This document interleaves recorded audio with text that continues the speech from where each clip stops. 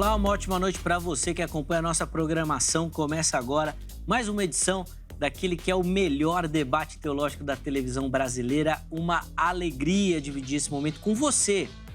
Não simplesmente gosta do Vejam Só, mas gosta de teologia, gosta de estudar as Escrituras Sagradas, quer se aprofundar nesse conhecimento, quer lapidar esse dom, esse talento aí, ou para você que está começando a acompanhar agora o programa, que está chegando agora, que está iniciando, dando os primeiros passos nos estudos, fique à vontade, seja muito bem-vindo.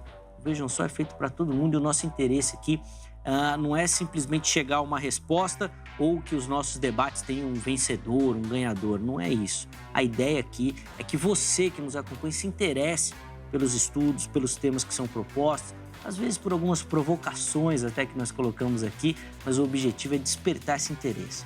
Para você se aprofundar no conhecimento das Escrituras Sagradas e também no conhecimento da teologia, tá bom? Então fica ligadinho que hoje tem um programa, um tema muito tradicional, né? Aqui no Vejam Só nós já falamos bastante do assunto, mas é sempre uma oportunidade muito bacana da gente aprender, então fica ligadinho aí para a gente poder conversar um pouquinho mais. Antes de apresentar os meus convidados, vou colocar aqui para você meu perfil lá no Instagram, @zeca_pereira. Chega por lá, que é mais um canal para a gente poder conversar, interagir.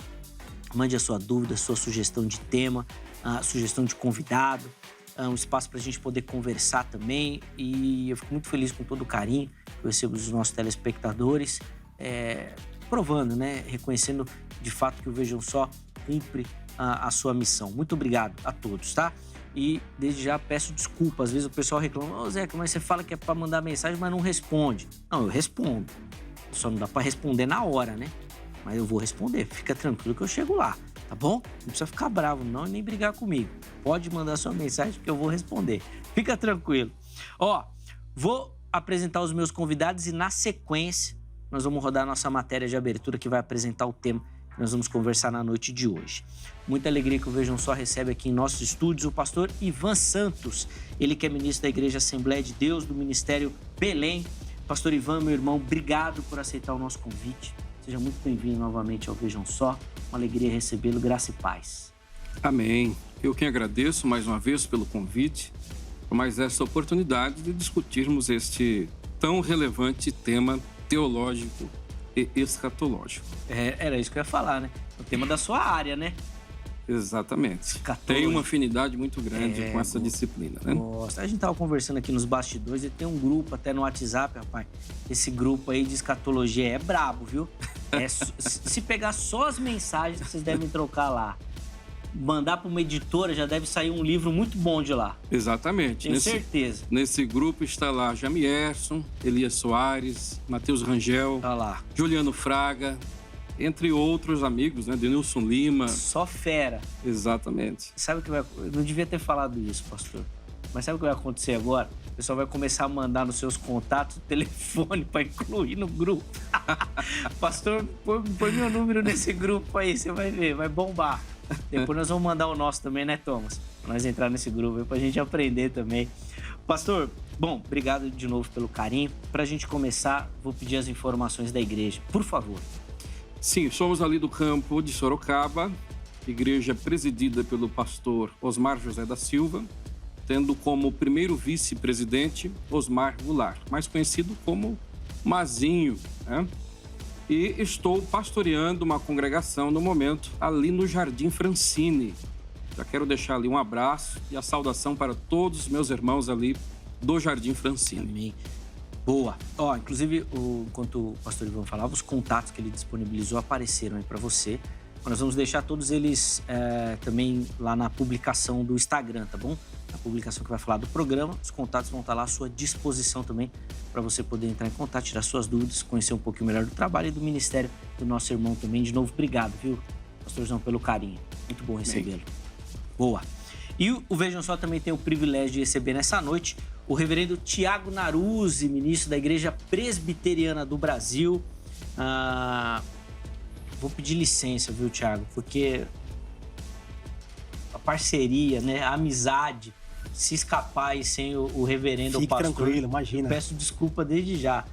Mas eu fui contemporâneo, né, de estudos do Tiago, então... Ô, Tiago, me presta aquele trabalho, ô, Tiago, aquele livro. Então, às vezes a proximidade, né? Mas desde já fica aqui minha saudação. Obrigado por aceitar o nosso convite. Seja muito bem-vindo ao Vejam Só. E agora com a ordenação, essa questão resolvida. Demorou um pouquinho, mas... Deus abençoe, meu irmão. Amém. Uma ótima noite. Amém. Muito obrigado. É sempre um prazer, um privilégio, uma alegria, né?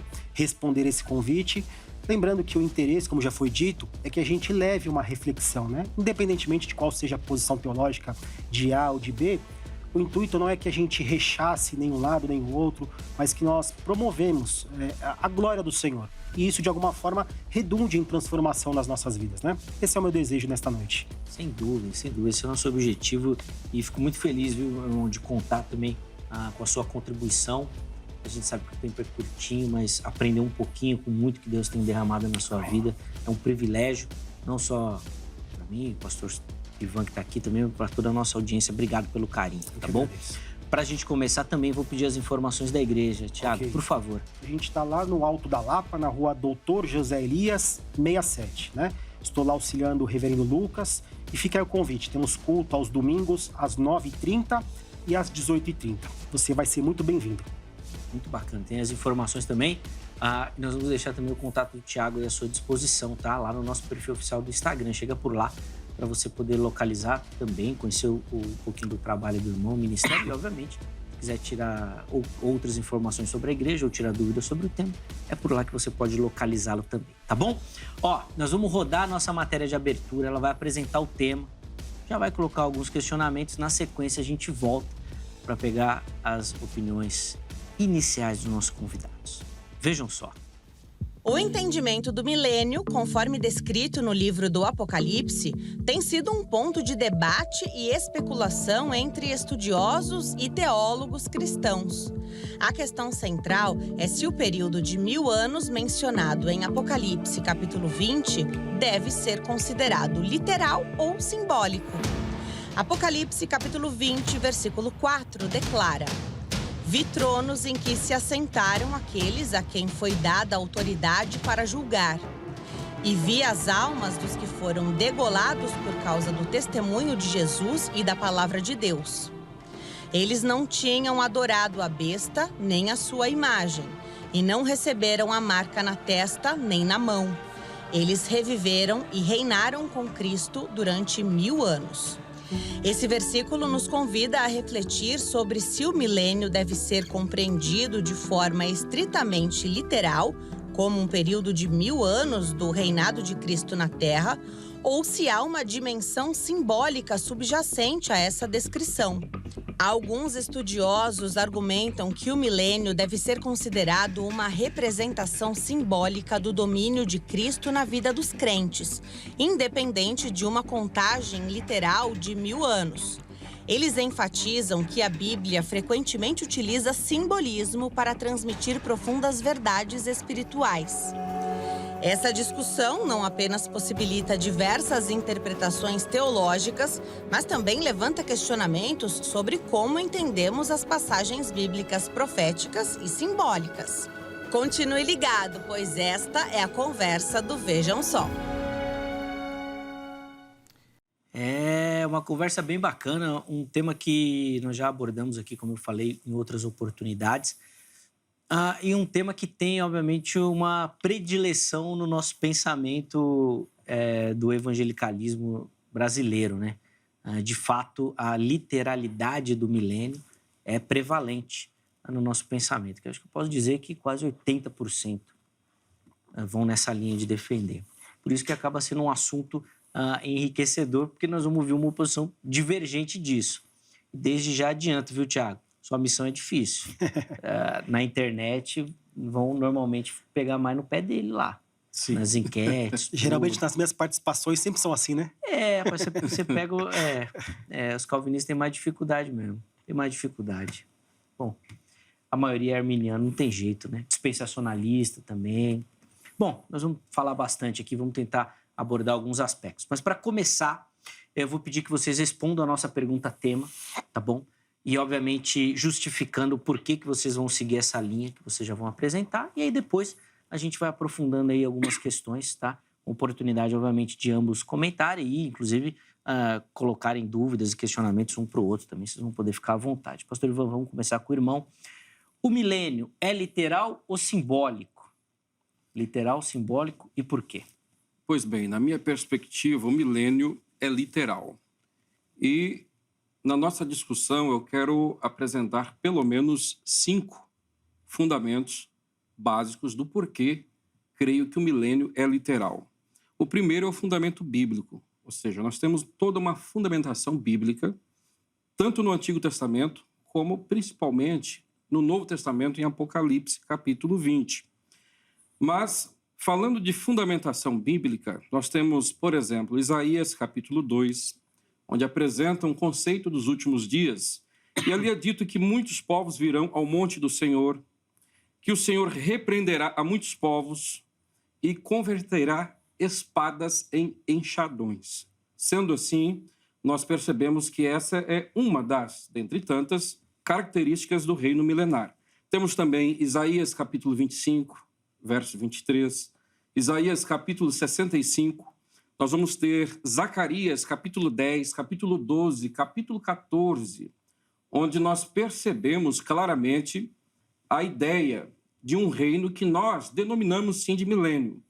Mas eu quero trabalhar também o conceito de reino mediatório ou reino intermediário, uma vez que a expressão milênio só ocorre lá na frente, no Novo Testamento, em Apocalipse, capítulo de número 20. Contudo, os pré-milenistas não dependem exclusivamente do termo milênio. O conceito e principalmente as características desse reinado se encontram no Antigo Testamento. Nós temos em Lucas, capítulo 21, verso 31, um texto que diz: quando virdes acontecer essas coisas, sabei que o reino de Deus está próximo. O contexto de Lucas 21 é a grande tribulação e o retorno de Cristo, o segundo advento. E Cristo fala que os eventos da tribulação sinalizam que o reino está prestes a ser estabelecido. E no decorrer da discussão, pretendo demonstrar que esse reino não é o reino eterno diretamente, mas sim esse reino intermediário que nós denominamos de milênio. E aí temos Apocalipse, capítulo 20, enfim. Vamos ter também um fundamento hermenêutico, ou seja, a fundamentação exegética para chegarmos à conclusão de um milênio literal se dá pela aplicação do método histórico-gramatical. É por meio de uma análise contextual, em que analisamos o contexto literário e o contexto histórico em que a revelação foi entregue, que nós chegamos à conclusão que, de fato, aquelas profecias do Antigo Testamento estão falando verdades literais que se cumprirão nesse futuro reino histórico. Temos também o fundamento histórico, né?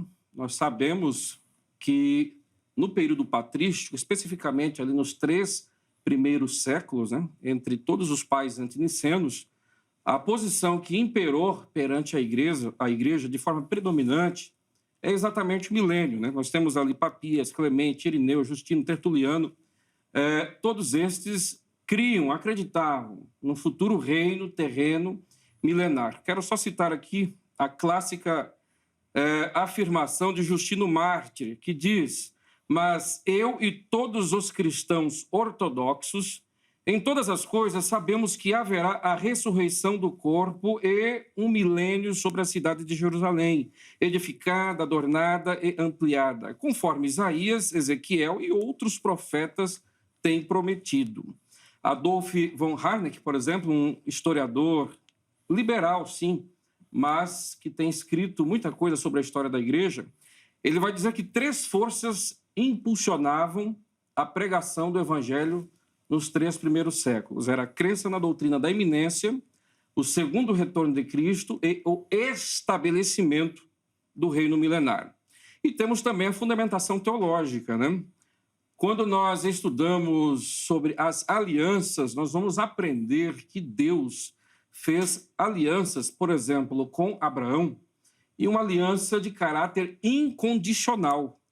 E dentre tantas as bênçãos atreladas a esta aliança, uma delas é justamente a posse da terra, a totalidade da terra, que Israel nunca tomou posse até hoje devido à sua desobediência.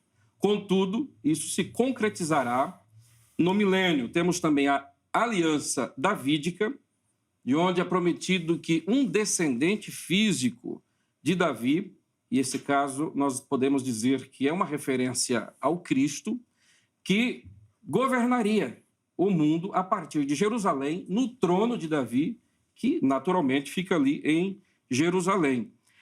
E último ponto aqui, último fundamento doxológico, né? A ideia do pré-milenismo é que Cristo, antes de reinar eternamente, no estado eterno, novo céu, nova terra, tem que estabelecer o seu reino nesse mesmo território onde ele foi humilhado, rejeitado. Então, a ideia é o quê? Que os inimigos de Cristo venham reconhecer o seu senhorio e, especificamente, o seu reinado. Então, esses são os 5 fundamentos básicos com os quais eu pretendo trabalhar durante a nossa discussão em defesa do pré-milenismo. Boa. Vamos ver se nós vamos conseguir chegar em todos, hein? Um pouquinho só já está bom. Eu aposto que nós vamos ficar só no primeiro. O tempo é tão curtinho. Mas obrigado, pastor. Foi bom. Acho que ficou bem didático. Quem acompanhou aí conseguiu pegar e observar a linha que o irmão vai defender. Tiago, quero o mesmo do irmão também, né? O milênio é literal, simbólico. Por quê? Vamos lá. Eu defendo que o milênio é de natureza simbólica e os pilares pelos quais eu vou fundamentar, né, o que nós entendemos são 4.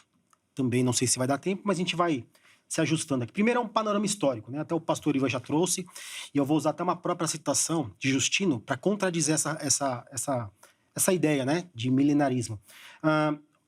Vou usar um pouquinho aqui também do credo apostólico.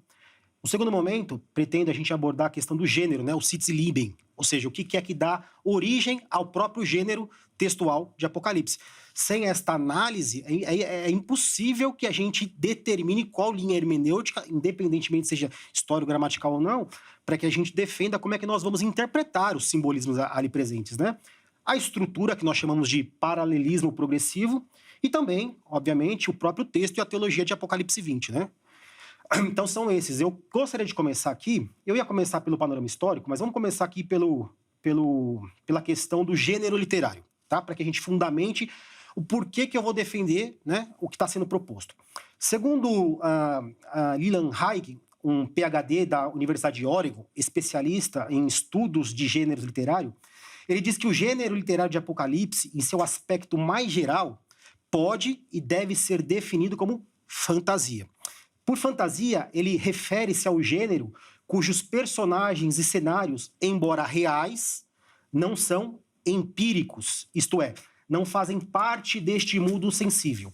Leandro Lima, um doutor em Novo Testamento pela Universidade de Kampen, na Holanda, professor de Teologia Exegética e Sistemática lá do CPAJ, né, do Centro Presbiteriano de Pós-Graduação, comentando sobre o gênero geral, temos específico ainda de Apocalipse, nos diz o seguinte: a literatura apocalíptica é um movimento complexo que abrange os escritos judaicos e cristãos, compreendidos principalmente entre os séculos 3 a.C. e 2 depois de Cristo. Caracteriza especialmente pelo uso de símbolos, visões, transcendentalismo, mitologia e etc., com o fundamento de descrever uma realidade fantástica, quase sempre apontando para um futuro julgamento divino sobre o mundo e a destruição do povo inimigo de Deus. Só que dentro deste gênero, que nós chamamos de um gênero mais amplo ou geral, nós temos um gênero mais específico, né? Uma subdivisão pode ser feita dentro, e deve ser feito, dentro desse grande gênero literário chamado fantasia. E qual é? O escrito visionário. O escrito visionário é um ramo bastante extenso da literatura bíblica, que funciona como um gênero que abrange tanto a profecia quanto o escrito apocalíptico. Eu ia ler aqui uma citação dele, mas não há problema. A ideia é mais ou menos assim. Existe um gênero literário chamado fantasia, da qual Apocalipse está dentro. Esse gênero aqui, geral, ele abraça um subgênero chamado de escrito visionário, que dentro deste gênero existem as profecias e o escrito apocalíptico. Isso é importante por quê? Porque a própria essência do gênero, uma vez que é fantasia, e fantasia não é algo mentiroso, mas algo que aponta para elementos, embora reais, não perceptíveis aos sentidos, no sentido de empíricos, né? E aqui é importante que a gente trabalhe a questão do Sitzlieben. O que seria o Sitzlieben? É uma expressão alemã usada para descrever quais foram as situações típicas ou padrões de uma comunidade que deram ou motivaram o surgimento dos mais diversos gêneros literários. Nas palavras de Cássio Murilo Dias, um doutor em ciências bíblicas pelo Pontífico Instituto Bíblico de Roma, ele diz assim: situações típicas da vida da comunidade, o Sitzleben, acabam forjando formas esquematizadas de discurso. Ou seja, como é que vamos ler isso aqui? As formas de discurso, Gunkel denominou gêneros literários. Então, por Sitzleben, portanto, não se entende o ambiente histórico, político, social ou econômico no qual foi composto, e sim uma situação padrão e regular que motivou o surgimento deste gênero. Aí vem um outro grande estudioso da área, né? Horsley, professor de letras clássicas e religião na Universidade de Massachusetts, em Boston, ele diz assim: um dos fatores que motivaram o surgimento do escrito apocalíptico foi a repressão helênica sofrida pelos judeus e judeus durante o governo de Antíoco IV. Então, é muito antes da nossa própria discussão. Isso promoveu um sentimento na comunidade de querer saber o futuro, a redenção, como viria. E é assim que nasce o gênero apocalíptico. Uma outra famosa estudiosa, da qual tive o prazer de estudar com ela, né, em diversos cursos na USP, chamada Clarice Ferreira da Silva, ela é uma das mais renomadas doutoras em manuscritos do Mar Morto. Ela também disse que era muito comum, aí nos essênios, essa ideia ou esta fantasia na literatura. Então, veja, tudo isso leva a crer que nós precisamos, sim, interpretar de modo simbólico. Alguns dizem até que eles tinham um apocalipse deles mesmo, né? Alguns escritos que iam nesse sentido aí também. O pessoal ali dos escritos do Mar Morto também. Bom, tem aí então já o posicionamento do reverendo Tiago, do pastor Ivan. Agora eu quero saber da sua opinião. Quero saber como é que você pensa e responde a nossa pergunta tema. Vamos lá no nosso perfil do Instagram e lá que você vai encontrar as nossas enquetes. A gente quer saber de você, então, sobre a natureza do milênio. Quero muito a sua participação. Nós colocamos lá 3 opções. A primeira delas é o milênio será literal, ou seja, 1000 anos reais. A segunda opção é que ele será simbólico, né? Ele é representativo dessas bênçãos espirituais. A terceira opção, que é você não tem certeza sobre essa natureza, que você não precisa de mais fundamentação. Escolha uma delas, inclusive dá para você justificar a sua escolha, tá bom? Na próxima postagem. Eu acho que é literal por conta disso, é simbólico, vai lá, participe, tá bom? Lembrando sempre que você encontra as nossas enquetes aqui, ó, no @programa Vejam Só, que é o nosso perfil lá do Instagram, tá bom? Pastor Tiago, eu vou então começar nessa linha que o Tiago defendeu aqui para a gente conversar, que ele falou dessa questão do gênero literário. Sim. Focou bem em Apocalipse, porque, se eu não estou enganado, é o único texto que fala do período, né? 1000 anos, o único texto que aparece é lá em Apocalipse, né? Apesar das referências das profecias que o irmão fez do Antigo Testamento, o período é só em Apocalipse que aparece, né? Então, talvez por isso que ele tenha trabalhado nessa questão do gênero de Apocalipse. Eu quero ouvir o irmão, o que o irmão acha, como é que organiza isso, por favor. Sim, realmente há toda essa discussão técnica, né, sobre o gênero da literatura de Apocalipse. Agora, eu particularmente, para poder não me estender muito nesse ponto, até mesmo porque pretendo entrar mais direto no texto, em Apocalipse capítulo 20, eu percebo que o próprio Apocalipse, na verdade, a despeito de toda a discussão acadêmica, que é válida, com certeza, em relação ao gênero dessa literatura, se é profético, se é gênero apocalíptico e por aí vai. Eu tenho um texto aqui em Apocalipse, capítulo 1, versículo 3, que diz: bem-aventurado aquele que lê e os que ouvem as palavras desta profecia. Então, eu pretendo entender e abordar o livro de Apocalipse como sendo este, na verdade, uma literatura de gênero profético, como tantos livros ali do Antigo Testamento. Entretanto, nós entendemos claramente que, sendo uma literatura de gênero profético, ela contém elementos do gênero apocalíptico, com certeza, e também é uma literatura altamente simbólica. Então, assim, o pré-milenista que interpreta o texto sempre de maneira literal, à medida do possível, obviamente, ele não negligencia e não se desfaz de todo esse entendimento, de toda essa busca por esses gêneros que nós encontramos aqui dentro. Por exemplo, nós vamos perceber que Apocalipse também é entregue às diversas igrejas, né? Nós temos ali já no capítulo 2, ali, as 7 igrejas da Ásia que recebem a mensagem do Apocalipse. Então, nós percebemos também um gênero epistolar, uma característica do gênero epistolar dentro dessa literatura que, ao meu ver, biblicamente, é de gênero profético. Sendo assim, nós fazemos uma abordagem, obviamente, literal, respeitando todo o simbolismo que existe. Isso nunca pode ser negligenciado.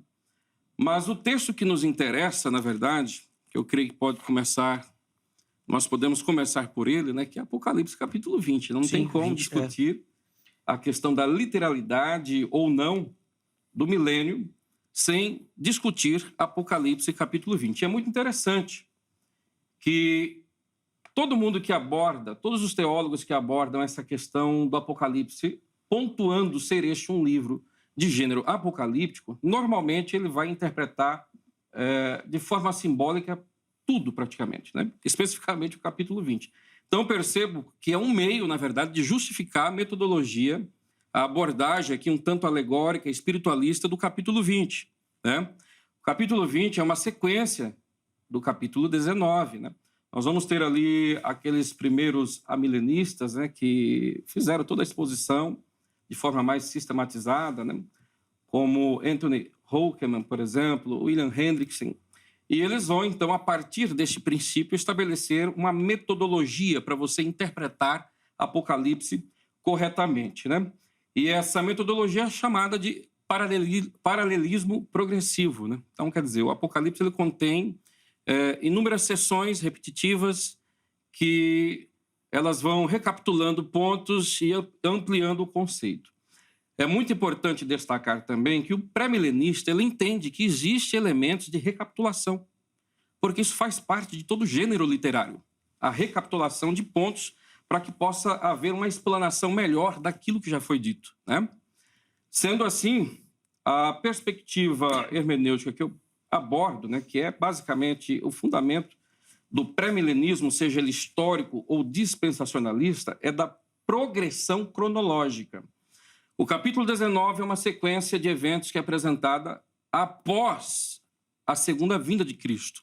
Nós vamos ter aqui, nós vamos poder discutir, creio, com maiores detalhes, a expressão que nós encontramos no versículo 11. E vi o céu aberto. Esse e vi, no grego, é o kai eidon, que pode ser traduzido também vi. E nós vamos encontrar essa ocorrência pelo menos 8 vezes no capítulo 19, capítulo 20 e uma vez no capítulo de número 21. E isso demonstra uma sequência cronológica de eventos, né? Como a aparição, a própria parúcia de Cristo e os eventos que sucedem essa parúcia, né?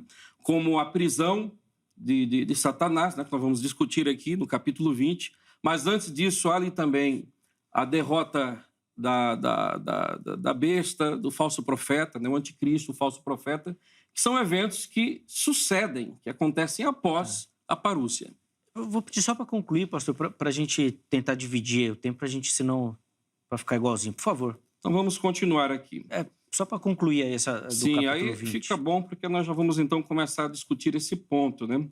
Nós vamos pegar, por exemplo, aqui em Apocalipse, capítulo de número 19, e o capítulo 20, o 21, das 8 ocorrências de Cai, Edom, Evi, elas acontecem após a segunda vinda, após a parúcia. E é interessante que o amilenista, normalmente, ele concorda com isso, que há uma progressão cronológica no tocante a esses eventos. E dessas 8 ocorrências de Cai e Edom, apenas 2, né? Apenas 2 que normalmente o amilenista vai ter que colocar lá para o primeiro advento, né? Que é justamente o que nós encontramos aqui no capítulo de número 20, né? Quando nós vemos aqui o texto descrever: e vi descer do céu um anjo. E depois nós vamos ver, e vi tronos e assentaram sobre eles, e foi-lhes dado o poder de julgar. E depois também nós vamos ver aqui a descrição da prisão de Satanás, em meio a todos esses detalhes. As almas daqueles que foram degolados pelo testemunho de Cristo, reinando, a questão da ressurreição, primeira e segunda ressurreição. Então, o amilenismo ele vai trabalhar isso colocando no primeiro advento. Perceba, nós temos toda uma sequência aqui de acontecimentos. Pastor, por favor, só para concluir, para a gente dividir as falas, por favor, peço só que o irmão conclua aí, que daí o Tiago também vai falar sobre a questão do capítulo. Não, depois ele vai discutir com certeza, mas a questão é essa. Nós temos aqui 8 referências, né? A Evi, que é uma sequência de eventos após a parúcia, e nós não podemos pegar apenas 2 delas e colocar como que acontecendo no intervalo entre o primeiro advento e o segundo advento. Boa. Tiago, quero ouvir de você também, então, essa questão relacionada ao texto aí. Ok. E essas aplicações, por favor. Tá. Se me permite, só para mim apontar aqui uma citação, antes de a gente entrar no texto, né? Eu queria fazer uma pergunta retórica, né, para os ouvintes e para nós mesmos, né? Como será que a igreja entendeu as palavras de Jesus quando ele disse, está consumado? Isso é uma pergunta importante de ser respondida. Primeiro, para que a gente entenda se ela entendeu como já um reino sendo instaurado na consumação, ou seja, está consumado ou não. Então, nesse sentido, a primeira coisa que eu julgo ser importante, ainda mais para os ouvintes, né, que talvez não tenham essa técnica de leitura, e eu falo isso com a maior humildade do possível, porque nós somos acadêmicos, estamos estudando constantemente, né? Então, a gente precisa entender o que significa as palavras de Jesus Cristo quando ele diz na cruz, está consumado. Eu separei diversos textos aqui, mas simples, Hebreus 12, do 1 ao 2. Eu vou logo na parte do versículo 2. Ele diz, né?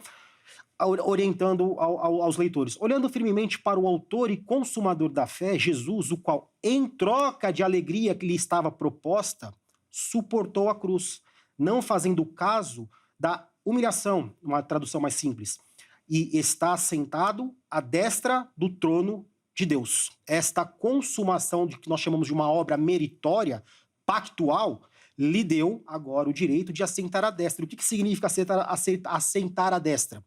Romanos 14, 9. Foi precisamente para este fim que Cristo morreu e ressurgiu, para ser Senhor tanto de mortos como de vivos.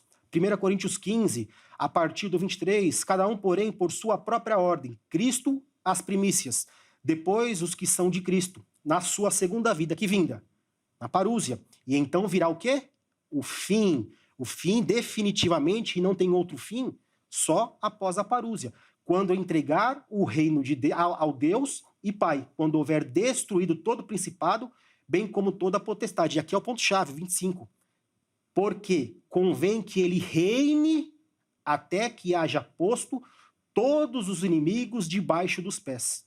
O último inimigo a ser destruído é a morte. Então veja que o texto, Paulo e outros textos que eu poderia citar aqui, ele mostra que desde a consumação até a sua segunda volta, ou até destruir a morte, o último inimigo, Cristo reina. Então, nós precisamos, já com estas lentes dos primeiros ouvintes aqui, leitores, que entendiam já um reino instaurado, ir para Apocalipse. Porque, do contrário, como defende, né, o pastor, a gente vai talvez incorrer numa leitura sequencial do 19 para o 20. E a minha tentativa é mostrar que não. Nós estamos em blocos muito bem categorizados e o capítulo 20 é a última sessão, que está recapitulando tudo e abrangendo de uma forma maior. E aí eu pergunto, como é que a igreja interpretou? Vemos aqui os apóstolos, os discípulos, mas e a igreja? Foi citado Justino Marte, mas eu vou citar uma citação dele aqui que contrapõe esta posição. Ele diz assim, deixa eu pegar o livro no artigo 41. Em outra profecia, o espírito profético, dando a entender, através de Davi, que Cristo haveria de reinar depois de crucificado, disse assim, louvai ao Senhor, terra inteira, e anunciai dia a dia a sua salvação, porque o Senhor é grande e muito digno. Aí ele vai citar o Salmo. Depois, no final, ele diz, o Senhor reinou pelo madeiro. Mais adiante, ele diz, esclarecemos também o caso no qual o espírito profético fala do futuro como já realizado, falando exatamente do tema proposto. Então vejam, de uma mesma fonte, a gente pode ter duas interpretações. Uma defendendo o amilenismo, outra defendendo o pré-milenismo. O que orienta os ouvintes? Busquem as fontes primárias e tirem suas conclusões. Tertuliano também eu poderia ter citado, né, que também é usado pelos milenaristas. Agostinho de Hipona, por que não falar de Agostinho? Agostinho ele tem uma citação terrível nesse sentido, mas eu acho que não vale a pena citar porque ele é até um pouco ofensivo nas suas palavras, né? Então o que eu quero dizer? O próprio Credo Apostólico, o que o Credo diz? Creio em Deus Pai Todo-Poderoso, Criador do céu e da terra. Creio em Jesus Cristo, seu único Filho, nosso Senhor, o qual foi concebido por obra do Espírito Santo, nasceu da Virgem Maria, padeceu sob o poder de Pôncio Pilatos, foi crucificado, morto e sepultado. Ressurgiu dos mortos ao terceiro dia, subiu ao céu, onde está sentado à direita de Deus Pai Todo-Poderoso, onde há de vir julgar vivos e mortos. Aí o credo continua.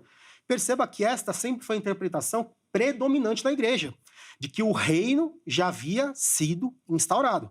E se foi instaurado, nós estamos há mais de 2000 anos, a interpretação só pode que ela é simbólica.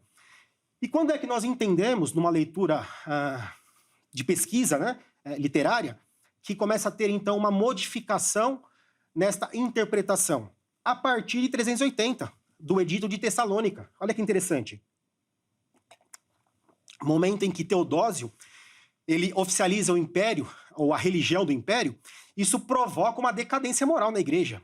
Então, no decorrer dos anos, a cristandade começa a especular. Será que este reino foi instaurado? Então, uma teologia especulativa começa a fundamentar bases para um reino ainda futuro. E isso vai ser rechaçado ou combatido na Reforma Protestante do século XVI. E vai voltar no século XIX, mais precisamente na Era Vitoriana, com grandes nomes, né, como Deber e tantos outros, enfim. Mas a importante que a gente entenda é que, desde o início, a igreja sempre entendeu e leu o texto como sendo uma referência de um reino já instaurado. Tá. Foi? Concluiu? Sim. Ah, tá. Eu ia falar que tinha um minutinho para concluir. Pastor Ivan, quero voltar a palavra ao irmão, e foi interessante que o Tiago levantou uma questão que eu tinha até anotado aqui. Na sua primeira fala você falou, né, que Jesus tem que vir porque ele tem que estabelecer um reino. Bom, parece que ele já defende que o reino já existe, já aprontou alguns... Aí eu vou pedir para o irmão, então, comentar nessa linha, que era uma das bases da sua fundamentação, né, do início, por favor. Exatamente. É sabido de todos os estudiosos que, na verdade, no período patrístico, os 3 primeiros séculos, predominantemente, os teólogos eram pré-milenistas, né? Isso é um fato.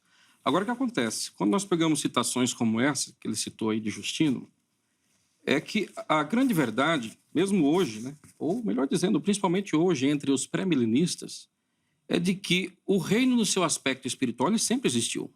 Então, um texto como esse que ele citou de Justino não anula o outro, onde Justino claramente, assim como os demais pais, se declaram pré-milenistas. A verdade do reino espiritual de Deus é um fato. E a outra verdade de que Cristo, no seu primeiro advento, tornou acessível esse reino, especificamente para aqueles que nascem de novo, é uma realidade. O pré-milenista não nega esse fato. A questão é se antes deste momento do reino espiritual e o estabelecimento do Estado eterno, o reino eterno, haverá um reino mediatório, um reino terreno que nós, com base em Apocalipse, denominamos de milênio. Agora, destacando um outro ponto que o nosso querido reverendo Tiago se utilizou aqui de 1 Coríntios, capítulo 15, né, que é um texto normalmente utilizado por amilenistas e até mesmo pós-milenistas. O texto bíblico aqui vai dizer, 1 Coríntios, capítulo 15, versículo de número 23, mas cada um por sua ordem, Cristo as primícias, depois os que são de Cristo na sua vinda. Então perceba que fala da ressurreição e a vinda de Cristo, né? O verso 24 vai dizer, depois virá o fim, quando tiver entregado o reino a Deus, ao Pai. E quando houver aniquilado todo império e toda potestade. Porque convém, preste atenção no verso 25, Cristo vem, no verso 23, no verso 25 nós temos, porque convém que reine. Ou seja, vai haver um reino após a vinda, e olha o que é dito desse reino. Convém que reine até que haja posto todos os inimigos debaixo do seu pé. Então, depois da vinda, tem um reino em que Cristo precisa colocar todos os inimigos ainda debaixo dos seus pés, que é o que acontece justamente durante esse período do reino intermediário, especificamente na rebelião final com a soltura de Satanás, ali em Apocalipse capítulo 20. E seria muito interessante, eu queria ouvir também algumas explicações, embora conheçamos, né, mas para ver qual que é a argumentação do nosso irmão acerca desse período, conforme ele crê, né, que já está acontecendo o milênio. Como que se explica a prisão de Satanás? Como que se explica ali a questão das ressurreições que nós temos em Apocalipse capítulo 20, né? Existem inúmeras explicações para poder justificar essa grande dificuldade, né, do amilenismo. O capítulo 19, na sequência, o capítulo 20, quando nós temos esses detalhes, encaixar isso entre o primeiro e o segundo advento de Cristo, como que se o milênio já estivesse ocorrendo espiritualmente, lembrando mais uma vez que nós, pré-milenistas, cremos que há um reino espiritual hoje.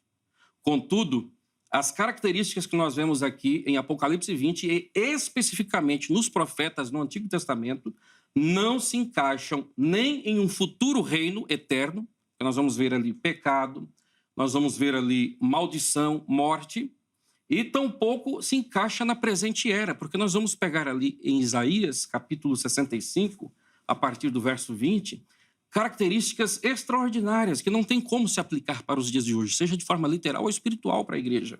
E também nós vemos ali características que não tem como se encaixar no novo céu e na nova terra, onde não haverá mais pecado. Sendo assim, eu, como já disse, né, gostaria que o nosso irmão explicasse um pouco essa questão da prisão de Satanás, que é uma pergunta clássica, né, que tem que ser feita para o milenista. Boa. Vamos lá, Thiago, então. Vamos lá, então. Mas como um bom participante, eu vou responder já fazendo uma pergunta também em seguida, tá? Como é que o pré-milenismo, geralmente dispensacionalista, né? Ele entende, por exemplo, o texto de Lucas capítulo 15, o famoso texto do filho pródigo. E eu vou explicar por que eu pergunto isso, né? Porque alguns entendem que este reino tem que servir, porque é uma promessa para a igreja e faz uma distinção entre igreja e Israel. Entretanto, se nós olharmos lá para Lucas capítulo 15, Jesus está desferindo essa parábola a quem? Aos fariseus, a nação de Israel. O que simbolizam as três palavras, as três parábolas, senão uma ovelha que está perdida fora do aprisco, uma dracma perdida dentro de casa e os dois filhos simbolizando os dois perdidos, um que saiu e um que voltou. Por que Jesus conta essa parábola justamente para os fariseus? Porque eles estavam enciumados. Jesus estava dizendo que ele é pastor de um só aprisco. Não tem como nós defendermos Jesus Cristo sendo um pastor de dois apriscos distintos ou dispensacionais. Quer ver um outro exemplo? Mateus capítulo 10, do 1 ao 15, quando ele diz, né, para que os 12 fossem, eles enviaram os 12 e pede que eles preguem, mas de preferência procurai primeiro quem? As ovelhas perdidas da casa de Israel. Perceba que não há embasamento bíblico para que a gente entenda, me perdoe essa minha rigidez, né, difícil de fala, mas percebam que a gente não vê embasamento para um pastoreio de dois apriscos. Então, nesse sentido, eu vou responder agora Apocalipse 20, né? E eu pergunto, como é que a gente entende, então? Jesus, ele veio ou não veio para a casa de Israel? Se veio, como é que fica essa questão do reino? Mas vamos lá para Apocalipse 20, né? Vamos começar por os versículos de 1 a 3 aqui. Diz assim o texto. Aí, se eu ultrapassar o tempo, pode me... Tá, pode ficar tranquilo. Então, vi descer do céu um anjo. Tinha na mão a chave do abismo e uma grande corrente. Ele segurou o dragão, a antiga serpente, que é o diabo, e o prendeu por 1000 anos. Lançou-o no abismo, fechou e pôs selo sobre ele. E o motivo? Para que não enganasse mais as nações. Qual o período? Até se completarem os 1000 anos. Depois disso, é necessário que ele seja solto. Vamos ver como a gente entende isso daqui. Primeira coisa, aqui ó. Então vi descer do céu um anjo e tinha na mão a chave do abismo e uma grande trombeta. Ele segurou o dragão, a antiga serpente, que é o diabo, e o prendeu. Quando isso aconteceu?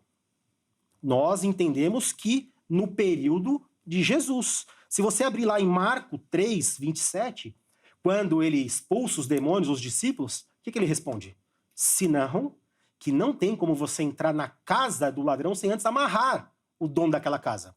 Então nós entendemos que esta amarração, assim, né, esse acorrentamento aconteceu no período da encarnação de Jesus.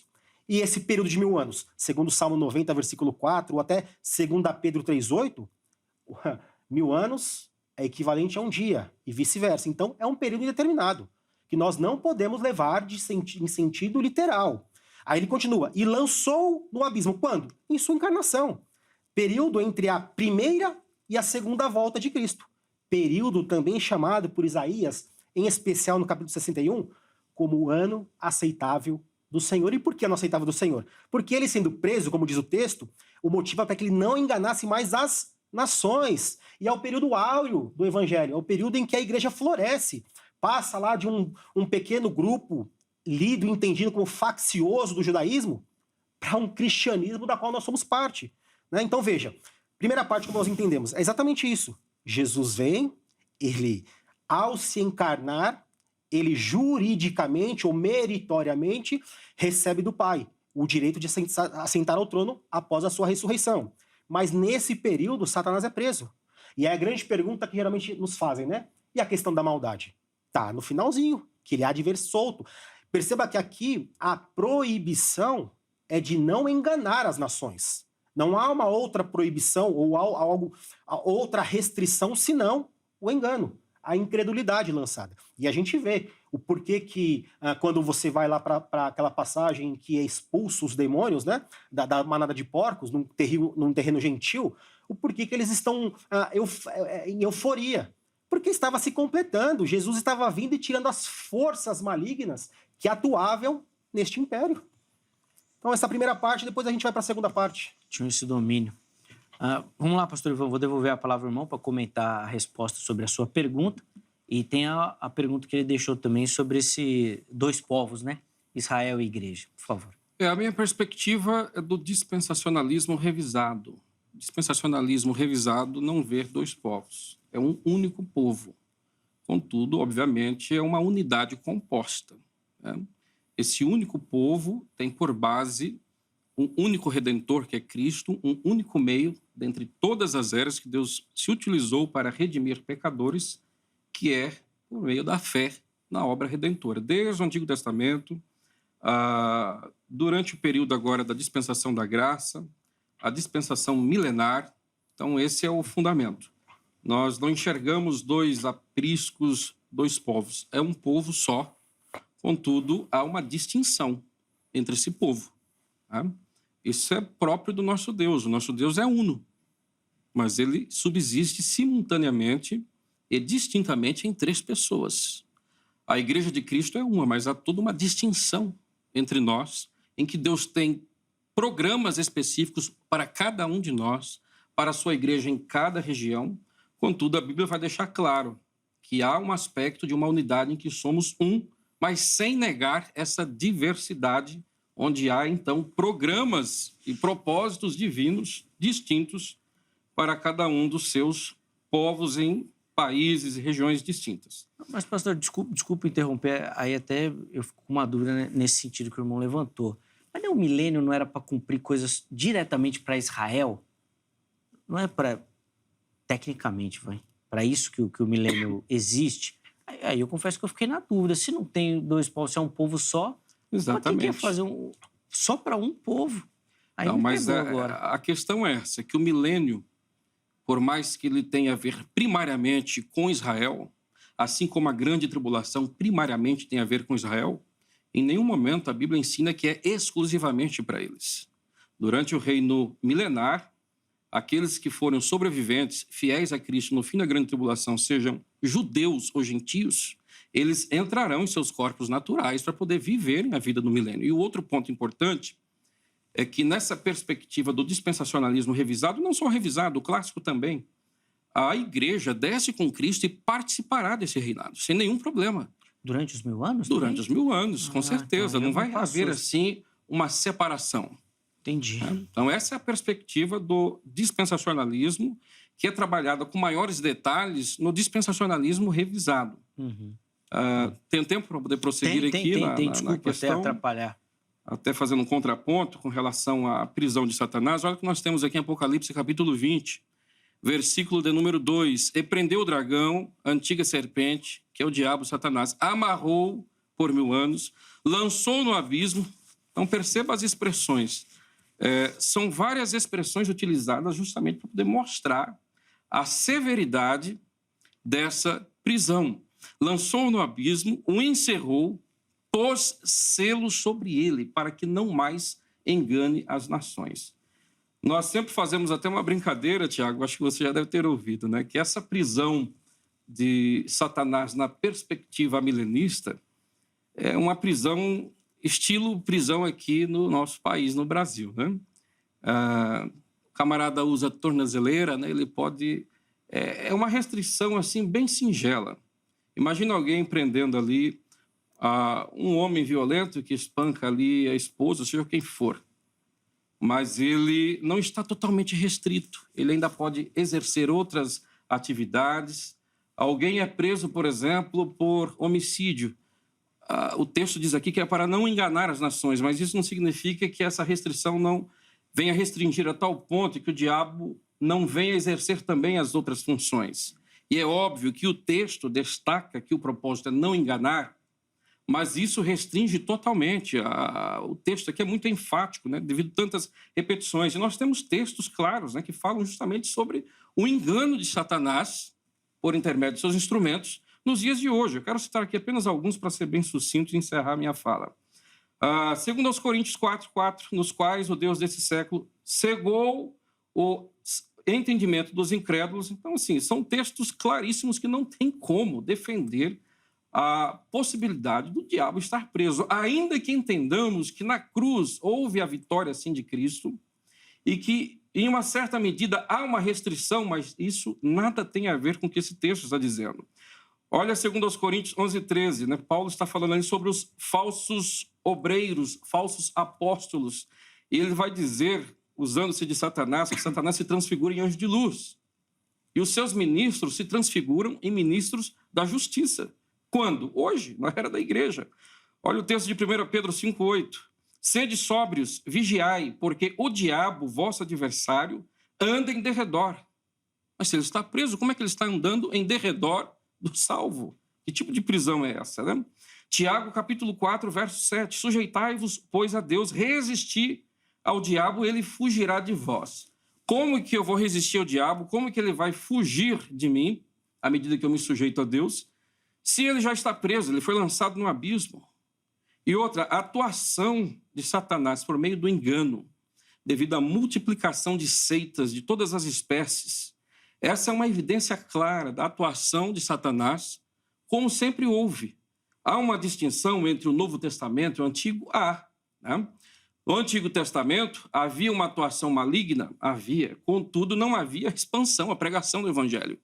O que faz a diferença hoje, na verdade, para o crescimento da igreja, não é a restrição de Satanás em si, mas a proclamação do Evangelho por meio daqueles que nasceram de novo e hoje fazem parte do reino de Deus e proclamam a mensagem. Então, é essa mensagem que é o poder que faz o progresso do Evangelho, e não a restrição de Satanás. Ao contrário, ele continua mais atuante do que nunca. Boa, pastor. Nós vamos caminhando para o final do bloco, mas eu acho que dá ainda mais 2 falas do Tiago e mais uma do pastor Ivan. Nessa daqui, Tiago, óbvio que você pode fazer as observações em cima da fala, fica à vontade, mas eu queria pegar em uma questão que aí eu acho que é mais emblemática e, na minha visão, a mais difícil, que é a questão da posse territorial. Queria que você falasse um pouquinho disso. Da necessidade? Porque o pastor também tocou na fala inicial dele, das promessas, né, feitas a Abraão. Eu posso estar errado, mas se eu não estou enganado, são 33 mil quilômetros quadrados que daria da promessa de Deus para Abraão. E o máximo que Israel chegou foi 29 e pouquinho com Davi, que foi a maior expansão territorial. Hoje são 22 mil quilômetros que Israel tem. Então nós estamos numa defasagem pelo menos de uns 4 mil quilômetros que nunca foi cumprido. Na minha visão, não sou defensor do milênio, mas esse é o pior, é o mais difícil de resolver. Quero ouvir, Tiago, por favor. A gente pode pegar, de uma forma muito geral, que todas as coisas prometidas apontavam para cumprimento da nova aliança. No céu. No céu, aqui, lembrando de uma terra também restaurada. Entretanto, não é esta terra, a terra restaurada. Porque, veja, tudo era sombra. Quando aponta, então, para um reino que não teria fim, como sucessão de Davi, para quem que estava apontando aquilo? Para Cristo Jesus.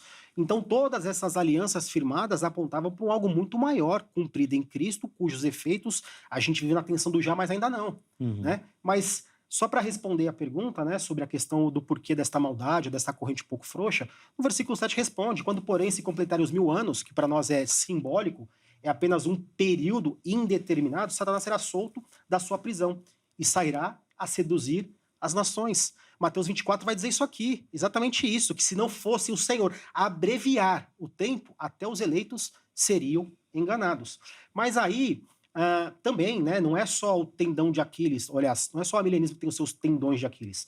A pergunta que a gente faz também para o pré-milenista é a ideia de 2 ressurreições corpóreas, 2 voltas. Como é que fica isso? Não, sim.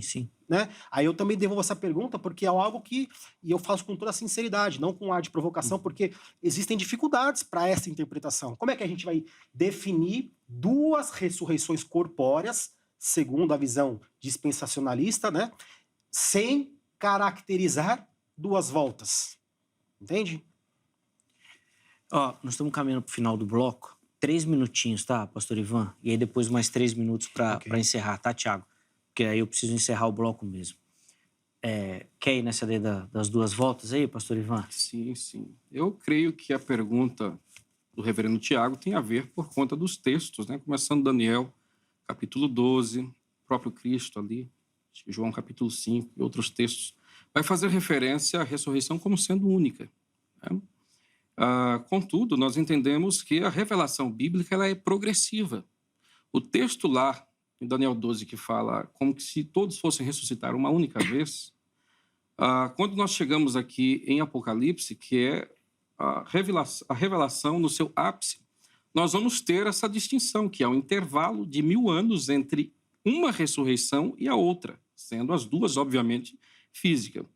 Aliás, eu digo que o problema da ressurreição, eu não sei, o reverendo Tiago entende que a primeira é espiritual e a segunda corpórea. Isso. Então, assim, ao meu ver, esse é um problema para o amilenismo, né?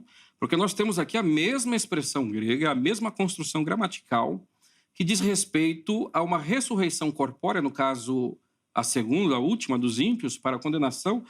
Essa mesma terminologia grega é utilizada também para a ressurreição desses que vão reinar com Cristo, né? Nós temos aqui, só para termos ideia e esclarecer melhor os nossos telespectadores, a expressão exessan, que é o que se traduz por viveram. E nós vamos ter essa ocorrência em Apocalipse 2:8, quando Cristo fala que fui morto e estou vivo. É uma referência, é um contraste entre morte física e ressurreição física. Então não tem como encaixar aqui ressurreição espiritual, por mais que em alguns textos no Antigo Testamento há a ideia de uma ressurreição espiritual quando há a conversão. Mas nós temos contexto, né? E tem toda uma sintaxe em volta das palavras, né? A sintaxe é a correlação dessas palavras com o contexto, né? E o contexto aqui está tratando daqueles que foram mortos. Um minuto para concluir, pastor. Ok. Aqueles que foram mortos, degolados, e está dizendo que eles ressuscitam. Ora, se eles ressuscitam espiritualmente, como pode, sendo que eles já tinham experimentado um novo nascimento, que aí seria a ressurreição espiritual na perspectiva amilenista.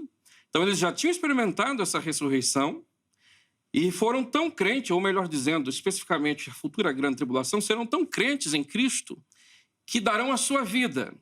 E depois eles vão ressuscitar espiritualmente de novo, se isso já aconteceu na conversão, porque a ideia de ressurreição aqui no amilenismo é conversão, então não encaixa. O paralelo aqui, claro, é em relação àqueles que morreram fisicamente e eles ressuscitam corporeamente para então reinar com Cristo os 1000 anos, que é o capítulo 20 de Apocalipse vai tratar. Boa. Cerrou certinho, pastor. Olha aí. Cravado. Essa eu ganhei. Boa, benção. Dá tempo de eu responder ainda? Não? Dá. 3 minutos também, Tiago, por favor, antes de encerrar o bloco. O pastor Ivan, né, citou aí João 3, a questão do novo nascimento. É simples entender isso. Quando a gente vai para os textos paulinos, o próprio Paulo diz que não há separação, nem morte, nem vida, nem profundidade, altura, nada pode mais nos separar do amor de Deus. Então, essa ressurreição espiritual, ela não é interrompida pela morte física. Muito pelo contrário. Nós entendemos que essa tensão do já, mas ainda não, por exemplo, a questão da adoção dos filhos. Ora somos filhos, ora estamos sendo adotados. Ora fomos salvos, ora estamos lutando pela salvação. Essa tensão está em toda a Bíblia, que nós chamamos de já, mas ainda não. Então perceba que esta questão da ressurreição espiritual não é nenhum problema nenhum interpretativo aqui. É só a gente olhar para toda a Escritura e ver que ela se inicia assim naquilo que chamamos de novo nascimento e se perpetua quando morremos fisicamente e aguardamos a única e definitiva ressurreição corpórea. Dá tempo? Vamos? Dá, pode falar. O próprio texto aqui, quando ele diz, né? Vi também tronos e nestes assentados. Quem são estes? Temos aqui 3 possibilidades: os 24 anciãos, os mártires ou todos os santos. Segundo Apocalipse 3:21, ao vencedor dar-lhe-ei sentar-se comigo no meu trono, assim como também eu venci e me sentei com meu Pai no seu trono.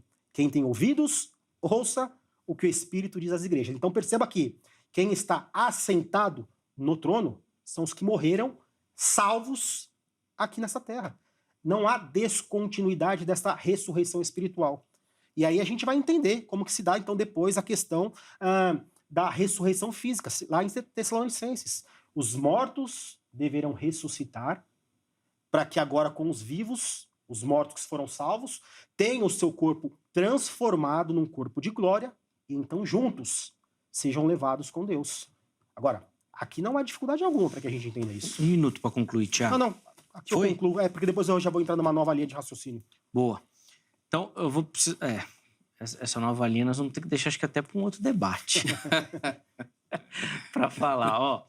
Eu vou chamar o intervalo agora. No próximo bloco, ele é bem curtinho. Então, só dá tempo das conclusões. Tá bom? E, se possível, uma aplicação para quem nos assiste, né? Às vezes a gente fala aí de esses assuntos de escatologia do milênio, parece algo tão distante, tão longe, que não interfere na nossa vida. Mas eu queria que vocês deixassem uma aplicação também para quem nos assiste, tá? E aí, se for o caso, Angélica, deixa aí na sua agenda e a gente marca outro para continuar. Aí já tá com o estudo preparado aí, já fica mais fácil já também, tá bom? Antes do intervalo, vou pedir só para colocar aqui para você, são 2 recadinhos. Primeiro da Grade, Academia Teológica da Graça de Deus, vai aparecer aí o telefone. Código 11-3115-0819. Quer estudar teologia, quer se aprofundar no conhecimento das Escrituras Sagradas, quer lapidar esse dom, talento que você tem para o trabalho do reino, procure pela Grade, tá bom? É uma ótima ferramenta, uma ótima opção que o Vejam Só indica para você. Anote o número, amanhã, horário comercial, você liga ou, se quiser, pode mandar uma mensagem, tá bom? Porque esse número é o WhatsApp também, tá certo? E eu quero deixar aqui também as redes sociais da HIT, por favor. Se você não conhece a emissora, chega aqui nas redes sociais para você conhecer um pouquinho melhor do nosso conteúdo, da nossa programação. Tenho certeza que você vai curtir. Aqui na HIT tem jornalismo, tem entretenimento, tem debate teológico aqui no Vejam Só, tem clipe, musical. Rapaz, tem um monte de coisa. Vem pra HIT que eu tenho certeza que vai ser bênção pra você. Então, são mais de 20 anos aí ganhando o coração do povo brasileiro, tá? Então, se você não conhece, passa lá nas redes sociais, pra você conhecer, tenho certeza que vai virar fã. Intervalo rápido. O Vejam Só vai, mas na sequência nós já estaremos de volta.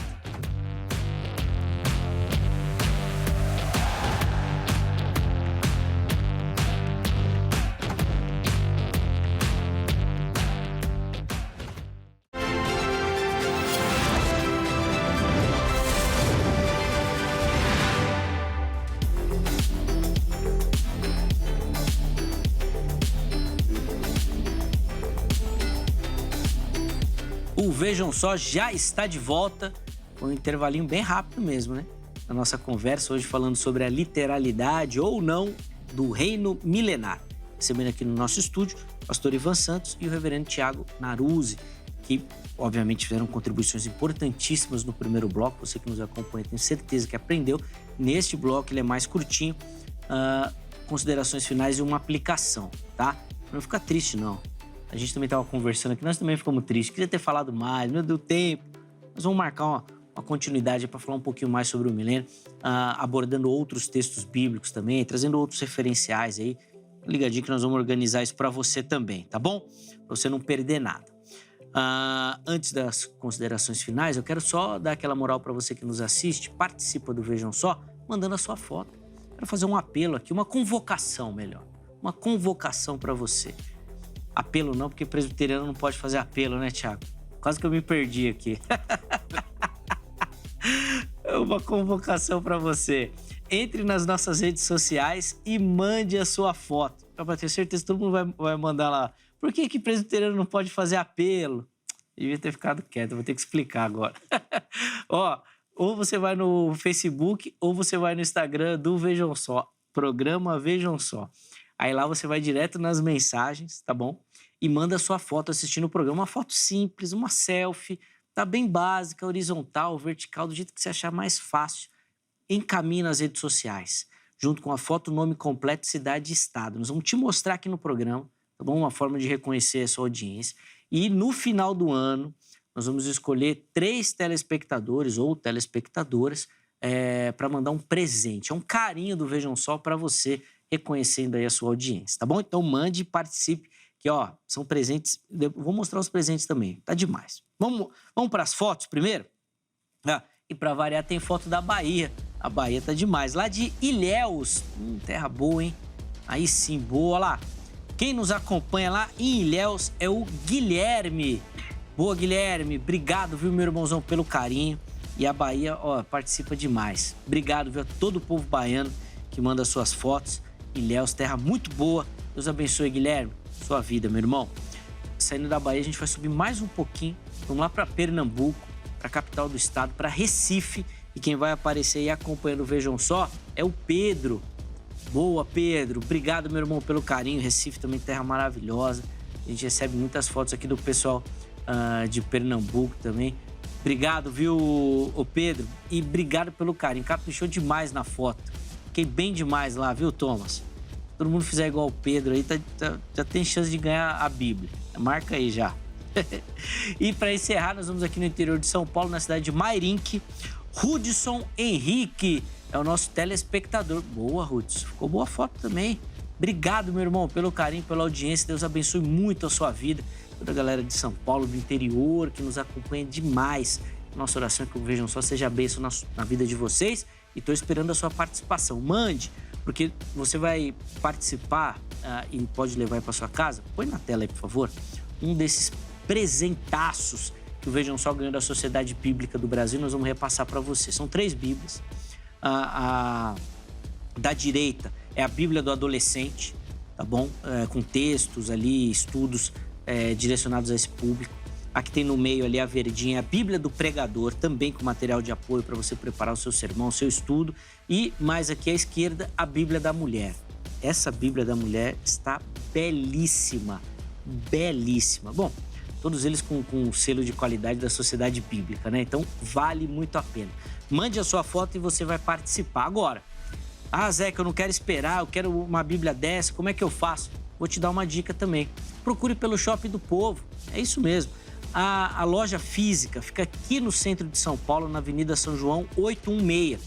Fica bem em frente à sede estadual da Igreja Internacional da Graça de Deus, aqui no centro de São Paulo. Você pode ir lá, fala que viu aqui no Vejam Só e o tratamento vai ser VIP. E lá você encontra essas Bíblias que eu mostrei e outros materiais de apoio também. Tem livros, tem roupa, tem um monte de coisa. Vai lá no Shopping do Povo que você vai curtir. Zeca, mas daí você não me ajuda, eu não sou de São Paulo. Então vou te ajudar agora para você que é de fora de São Paulo. Vai no site spovo.com.br. Aí lá você vai encontrar todo esse catálogo, também vai poder comprar. Zeca, mas site é coisa antiga. Vou melhorar mais ainda para você. Vai no WhatsApp do Shopping do Povo, então manda uma mensagem para eles, que daí eles vão te ajudar. O telefone aparece aí na tela. Código 11, porque é aqui de São Paulo, 95854-3232. 95854-3232. Manda mensagem e fala assim, ó, eu vi lá no Vejam Só. E aí, meu irmão, aí a bênção é completa, tá bom?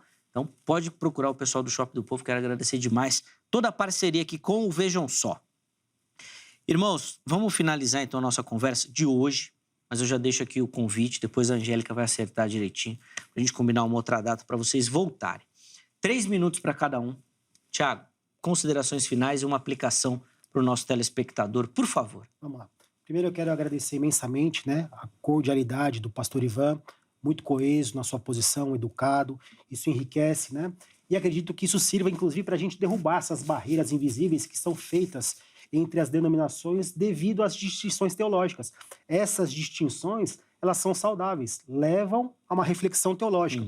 Então, que a gente aprenda a respeitar essas diferenças e olhando que somos irmãos em Cristo e o que é fundamental, todos nós aguardamos ansiosamente a volta de Cristo. Queria deixar um texto rapidamente aqui para que vocês reflitam depois. É as palavras de Mateus 11:11, onde diz assim: em verdade vos digo, entre os nascidos de mulher, ninguém apareceu maior do que João Batista, mas o menor no reino dos céus é maior do que ele. Pergunta é, o que essas palavras têm a ver com o tema proposto? Ou por que eu os trago nesta parte final? Simples, porque João Batista, ele foi o precursor do reino, mas ele não entrou no reino por quê? Porque ele morreu antes desta inauguração, como assim nós falamos na teologia reformada, né? Já os demais, os menorzinhos, nós somos maiores do que ele, por quê? Porque estamos nesse reino. Que Deus te abençoe. Um grande abraço. Muito bacana. Obrigado, viu, Tiago, pelo carinho, pela reflexão, pela contribuição. Tenho certeza que quem acompanhou foi abençoado também. O contato que o irmão disponibilizou está tudo lá para você no nosso perfil do Instagram, @programa Vejam Só. Chega por lá. Deus abençoe, meu irmão. Leva o nosso abraço também à igreja e estou te aguardando aqui em outras oportunidades também. Pastor Ivan, o mesmo. 3 minutos por irmão, considerações finais e uma aplicação. Ok, vamos lá. Eu quero deixar aqui na minha fala inicial, para marcar a defesa do pré-milenismo, texto clássico, né, de Atos, capítulo 1, versículo 6, quando perguntam para Jesus. Então os que se haviam reunido lhe consultaram: Senhor, será que o tempo em que restaurarás o reino a Israel? E ele lhes afirmou: não vos compete saber as épocas ou as datas que o Pai estabeleceu por sua exclusiva autoridade. Então, nós temos aqui o momento em que Jesus Cristo deveria dizer, caso não houvesse uma restauração política nacional de Israel.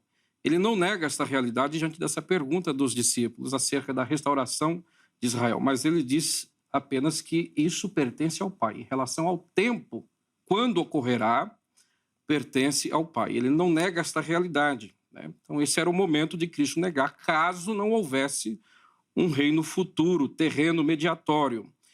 E Atos capítulo 3, versículo 19, aqui nós temos Pedro, que possivelmente já recebe uma revelação, uma orientação de Deus acerca dessa restauração. Ele vai dizer lá no verso 19, arrependei-vos, portanto, e convertei-vos, para que assim sejam apagados os vossos pecados, de modo que da presença do Senhor venham tempos de refrigério.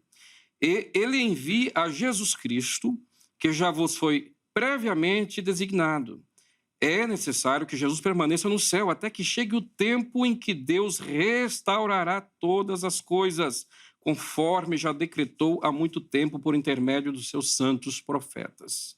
Então, essa restauração, aqui no grego apocatástasis, tem a ver justamente com a restauração da ordem terrena, um período de justiça, de paz, de prosperidade, mas também de um reino teocrático, quando então Deus, na pessoa de Cristo, governará este mundo a partir de Jerusalém.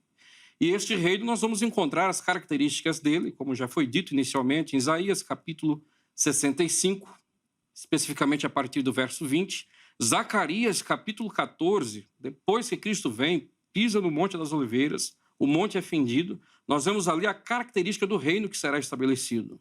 E é importante observarmos que o texto vai deixar claro que neste período, neste reino mediatório, que é muito melhor do que agora, mas ainda não é igual ao reino eterno, haverão pessoas que se rebelarão contra o rei, que não aceitarão a supremacia de Israel e seu rei e se recusarão a servir a Deus. E nós não conseguimos encaixar esse texto nesse presente momento da igreja na terra e muito menos no estado eterno. E como a última palavra, eu quero deixar aqui João capítulo 3. Né? O mais importante para nós, na verdade, neste momento, é que se ouça o evangelho, creia para que possa nascer de novo e fazer parte desse reino. Esse é o ponto mais importante que todos nós temos em comum. Fazer parte do reino já. Sim. Essa é uma outra polêmica aí que o Tiago também não entrou, mas que às vezes o pessoal provoca nesse sentido, né? Que, então deixa acontecer que depois eu acredito lá na hora do reino, né? Isso é um perigo também. Perigo. Bom, mas também vai ter que ficar para uma próxima. Obrigado, pastor Ivan, pelo carinho, por aceitar o nosso convite. Também uma alegria sempre recebê-lo aqui. Os contatos que o pastor Ivan disponibilizou vão lá para você no nosso perfil oficial do Instagram, no @programa Vejam Só. E não adianta mandar o telefone lá, pedir para ele pôr no grupo, que ele não vai pôr, tá bom? Não adianta. Tá? Deus abençoe, meu irmão. Obrigado pelo carinho. Muito obrigado. Põe na tela aí o resultado da nossa enquete para a gente encerrar o programa. Nós perguntamos sobre a natureza do milênio. 69% dos nossos internautas responderam um milênio literal. São 1000 anos reais. 13% simbólico e 18% ainda tem dúvidas sobre a interpretação. Espero que para esses 18% aí o debate tenha auxiliado a tomar uma decisão, ou por um ou por outro. E logo no começo eu tinha avisado o Thiago que a missão dele era difícil. Ficou bem pouquinho lá, 13%. São assuntos que majoritariamente pendem para o lado do milênio também, do pensamento dispensacionalista. Não tem jeito. Quero agradecer demais a todo mundo que votou, que participou, que deu o carinho da sua audiência. Nós vamos encerrar a edição de hoje, mas amanhã, se Deus permitir, nós estaremos de volta com mais um Vejam Só, tá bom? Preparado com muito carinho, muita dedicação e a nossa oração é que o programa seja bênção na sua vida. Forte abraço e até lá!